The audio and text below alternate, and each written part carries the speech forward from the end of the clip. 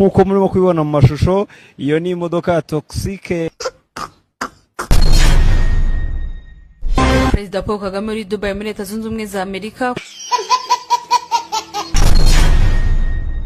Tugaragarize isi yose umupolisi watwaye yanyoye ndetse bivuga ko nta ruhushya yari afite. Umupolisi watwaye yanyoye ndetse bivuga ko nta ruhushya yari afite. Kwano icyo bakubwira si ukutanywa inzoga, ni ukutatwara inzoga wasinze. Bishimira ko umutekano wakajijwe muri kano gace ko mu murenge wa Muhima mu karere ka Nyabugogo.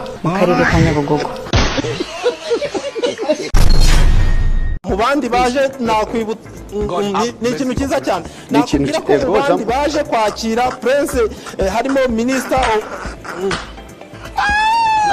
ndashaka kukubwira, ndashaka no kongera kugaruka ko mu bandi baje kwakira iki gikoma harimo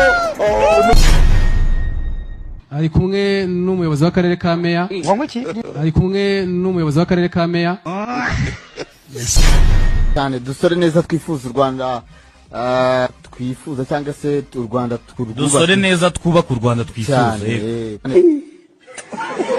A few moments later. Busa hagati y'ikipe y'u Rwanda ndetse n'Amavubi, ariko hari nashonje. Stade ano nazo nagoramye ko tuzigatiza Pere Stadium nyine. Stade Regional Nyamirambo niko banditseho. Arese cyaka turebe Pere.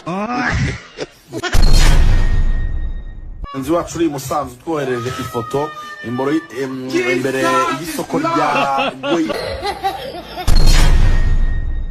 Ngabona uriya mwanya wo kuba umunyamabanga w'abanye n'amahanga w'Ubwongereza, abantu benshi bamuhaye amajwi ari Abongereza, ari Abanyekongo bafite Ubwongereza bwa Kongo, nako bafite ubwene igihugu bwa Kongo. Na Abongereza na Abanyekongo bafite ubwene igihugu bwa Kongo. Sikengariwe. Na Abanyekongo bafite ubwene igihugu